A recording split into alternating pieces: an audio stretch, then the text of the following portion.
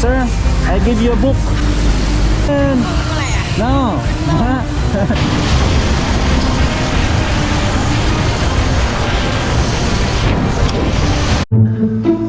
But what? Alright, good morning everyone. Here we are again to our Vietnam Moto Vlogging Part 4. Representing from the Philippines, ang vlogger na wala pang narating sa buhay at sa pagbablog. Pam param pam pam. May request kami ng mga books na ipamimigay galing sa Ho Chi Minh City, which is the southern part of Vietnam. And ayun, nakarating na siya. And today I'm giving out books. Dito tayo mamimigay ng mga books. Ito kasi mga nagtitinda, maganda yan na bigyan sila kasi may time sila na magbasa. Kasi not all the time may customer naman yan sila. Hello, good morning. Good morning. I give books to you, okay? Yeah. Free. No problem. Yeah. Free. It's free, okay? Alright. You too. Okay. Bye. Kala nila may bayad eh. Okay. You want to? Okay. Yeah.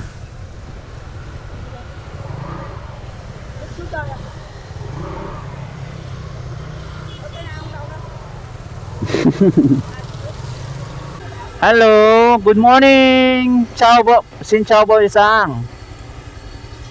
Book. Yeah, miễn phí. Yeah, right. Free. Okay. All right. Bye. Kagabi nanood ako ng chess live stream. Isa siyang Pinoy coach na based Thailand.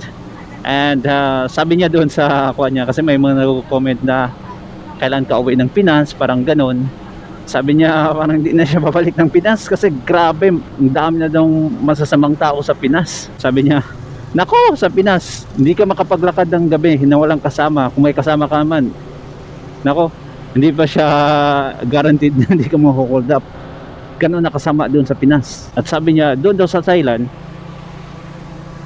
kahit wala kang kasama sa gabi, kahit anong oras maglakad ka, walang hold up sa'yo. And I can testify his statement because I was there for like 8 years.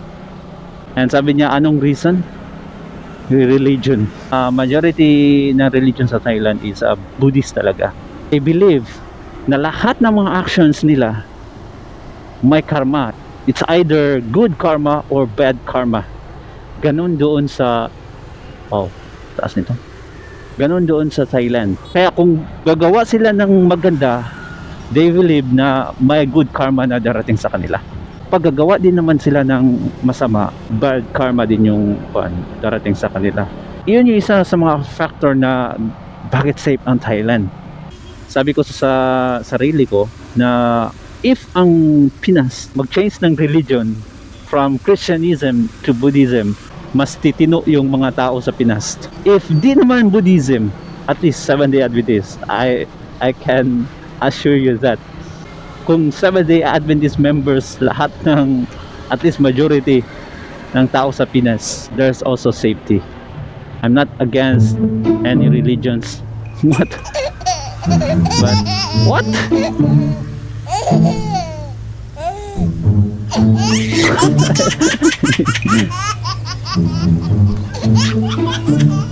Tinapon, basura nata siya eh. Sorry, I'm not against any religions. But yun yung kasi nakita ko, we are claiming to be Christians in the Philippines. But yung ginagawa natin is totally different. Like every day may patayan sa Pinas. Grabe na talaga. Krimen, rape, pagnanakaw, from the highest position to the local. Napakatindi, di ba? Dito sa Vietnam din ha, Buddhist kasi dito. I can assure you na pwede ka makapaglakad dito ng gabi na hindi ka mahuhold up. Really sad. Anong nangyari sa Pinas? Nagiging demonyo ng mga tao. Usually kasi pag OFW, updated talaga kami sa mga nangyayari sa Pinas. Like araw-araw. Grabe yung krimen. Beautiful fishes. Hello. I give you book for free. Free. Okay? Hello, sir. I give you. Yung pen. Sure. Yeah. Okay? You read, alright? Okay, okay. Come on. Ang hirap i-explain.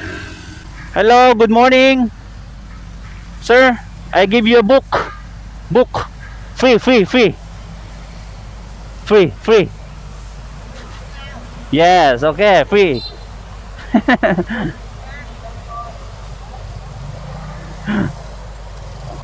Ayaw niya.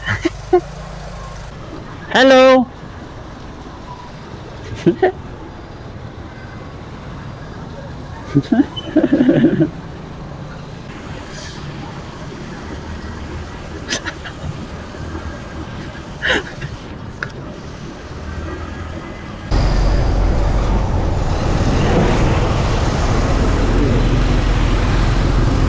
Hello, for free. Free. Yeah, okay. One. Come on.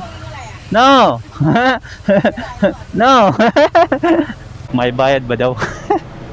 Hello, good morning. I give you book. Free. Okay, 2. All right. Bye. Free.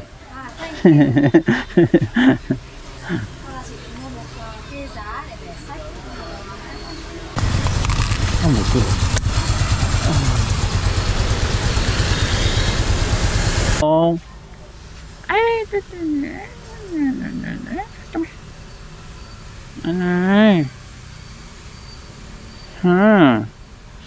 Oh, here. Come to me. Come.